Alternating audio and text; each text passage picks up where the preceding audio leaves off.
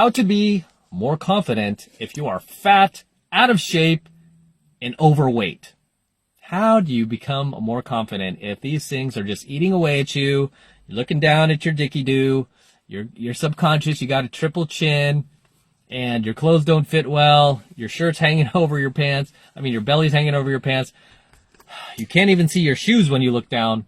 How on earth can you project more confidence? And unlike your height, because I just did a coaching video about height where you cannot control that, your weight you have complete control of, right? You have complete control of your diet. If you are choosing to eat bad food, and I'm not going to yell at you here, and so don't click off. I don't want to hear a lecture. Click. No, I'm not going to lecture you, right? I'm just going to say, if unlike your height, when it comes to your diet, you have complete control of it. And I've coached a lot of students who were once fat who ended up losing the weight because the thing that motivated them the most was tired of feeling that way and tired of being insecure about their weight, tired of looking the way they do. Whereas on the opposite fence, I've had a number of fat guys in my program that could care less that they were fat, could care less what they were eating, were not thinking about dieting or anything, and they were doing very well in my programs. Like when we did Cold Approach, they did awesome because they never led with that. And the fact that they were fat, that they themselves were fine with, they were happy with it, they weren't going to change it,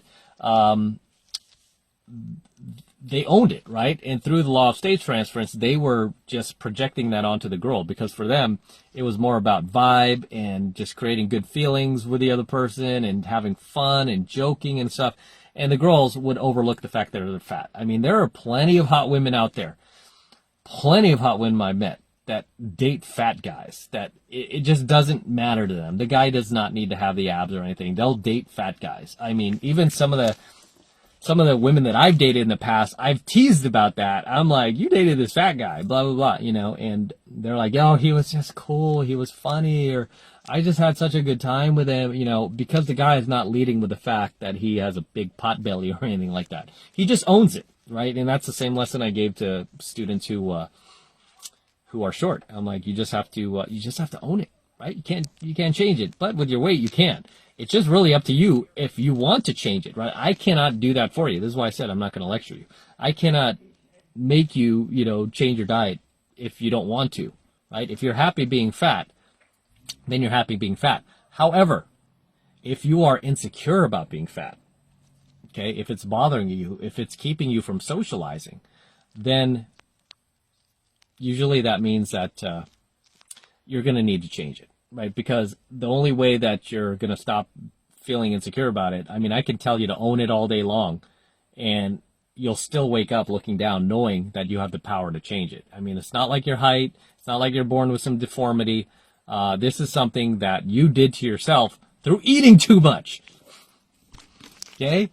Because that's what happens when we overeat. We get fatter.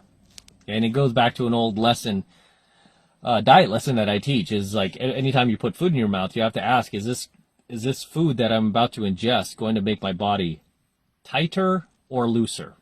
And if the answer is the latter, it's going to make you looser, don't put it in your mouth, right? It's as simple as that.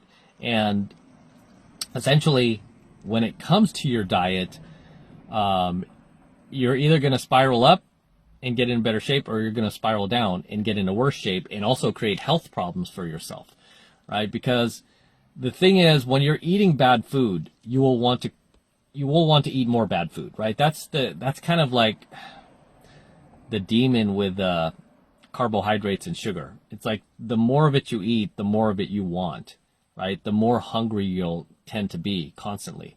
Whereas the cleaner the food you eat, the less hungry you'll be, the less you'll feel like eating, the more you'll feel like fasting, the more you'll like want to just eat clean food. You'll actually start to crave clean food over bad food. And then it's just this spiral up where you'll get in phenomenal shape, right? So, it all starts somewhere. And the big mistake that a lot of people make that never lose weight, because I used to be a personal trainer at one point, the big mistake that people make is they try to do it overnight. Right? You can't do it overnight. What you want to do is Maybe if you decide that you're going to start changing your lifestyle and your eating habits, the first thing you might want to knock out is like, okay, I'm not going to, I'm used to going to McDonald's and getting the number one. This time, I'm just not going to get the French fries. Okay, you start 86ing. You start removing things that you're used to eating. Like, okay, I'm just going to eat the burger. I'm not going to have the French fries this time. And then after a couple of days, you get your body used to not eating the French fries. Okay, I'm not going to have the buns on the burger. I'm just going to have the patties now. And you're slowly improving your diet. And as you slowly do that, your body will slowly get acclimated to that. And it won't want to eat those type of like very sugary and very carbohydrate filled foods that cause your insulin to spike, because that's how you gain weight, is you constantly spike your insulin by eating too much carbohydrates and too much sugar, and you're telling your body that to store this, right? Because our bodies were evolutionarily wired to store store food, right? That's what allowed us to survive. However, we're living in a world now where you can gorge and eat as much as you want, and you don't have to like go kill any lions or anything like that. I mean, you could go to 7-Eleven all day and get a big bag of barbecue chips and cheese sauce. Sounds pretty good, right? And you could do that all day. And many guys do, is because you get in this perpetual loop of eating bad food, and it makes you want and crave more bad food. The last thing you're craving after eating McDonald's all week is spinach, right? You don't want spinach. You don't want broccoli, right? You don't want to go to Whole Foods. However, once you slowly start to change your diet and you slowly start getting the habit of eating cleaner foods, like I said, just do it slowly. Don't try to do it overnight. Like, maybe the first half of the week, stop eating the French fries. The second half of the week, stop eating don't eat the buns. Just start eating the patties, so you're eating straight protein, and then and then the following week you just stop going to McDonald's. You might start going to a salad bar, you might start going to Whole Foods, and just slowly start eating like greens and stuff like that. You'll notice your body will start to acclimate to it, to where you'll be less hungry.